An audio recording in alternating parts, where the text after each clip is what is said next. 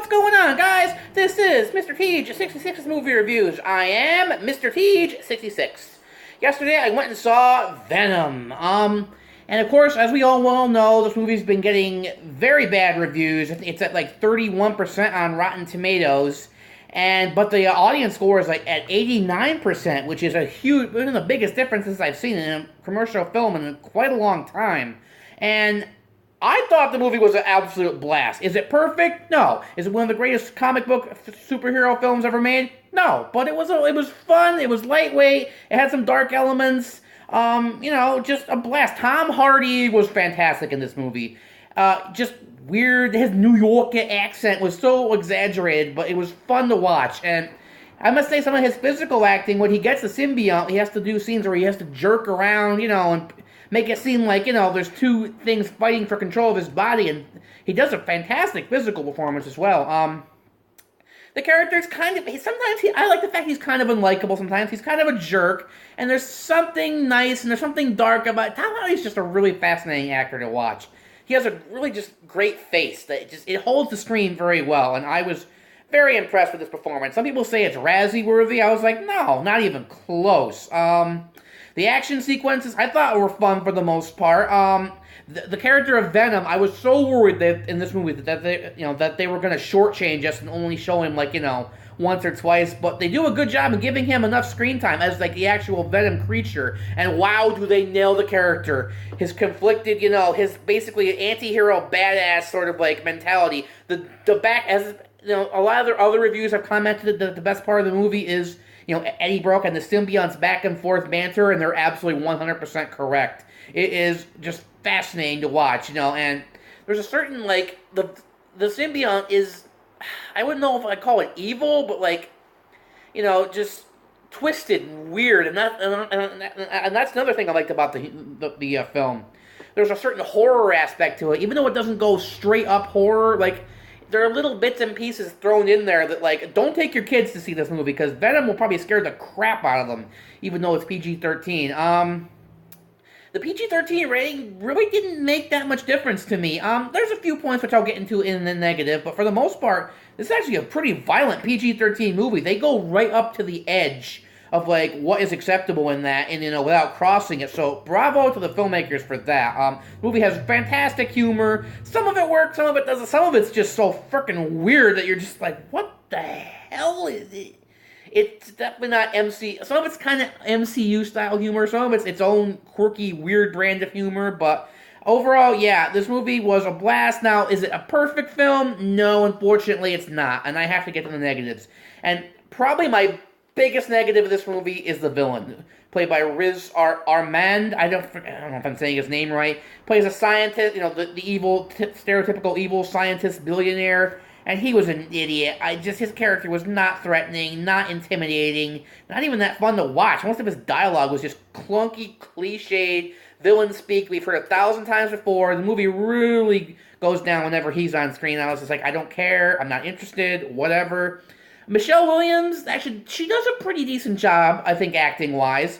I don't know what she's doing in this movie, because her character was badly underwritten. I mean, she's good at what she's given to do, but her character has nothing. It just is nothing. It's just the love interest. Nothing else. Who cares? The first half hour of this movie was, I think, awful. I mean, I was nervous at first when I saw this movie. I was like, or the first half hour, because I'm like, I'm not digging this. The dialogue is just atrocious.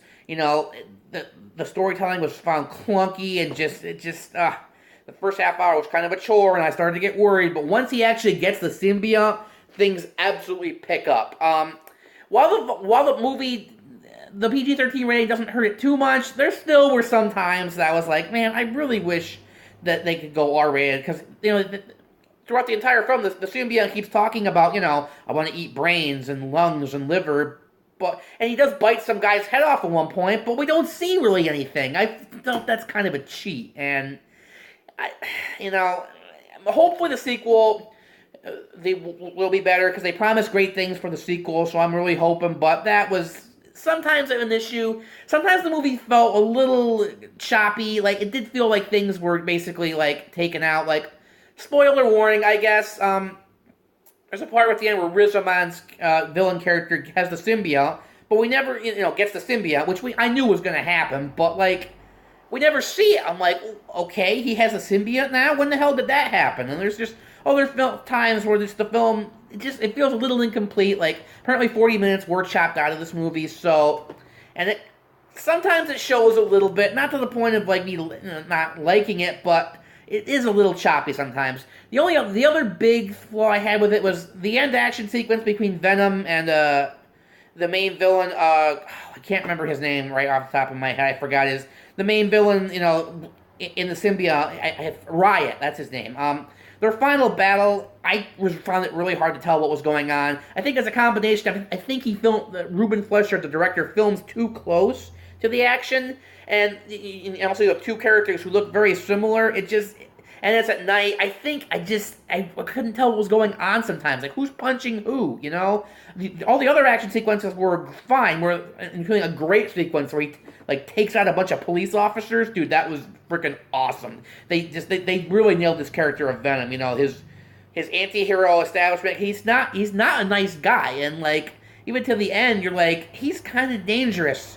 Kind of like the Punisher a little bit, like, although not quite as bad, but nevertheless, you're like, I don't know if that guy should be on the streets or not, But overall, yeah, this movie was a lot better than I thought it was going to be. And, I'm sorry, like, they've been comparing it to, like, Catwoman, which I've actually never seen Catwoman with Halle Berry, so I can't say. But I saw the trailers and it looked awful, so I've never bothered. But, like, it does, I don't know, it kind of does feel like a movie from 15 years ago, before the MCU, when Marvel was still figuring out how to do this. But it's a hell of a lot better than the Ghost Rider movie, or the Ben Affleck Daredevil movie, or, the Fantastic Four, actually all the Fantastic Four movies for that matter.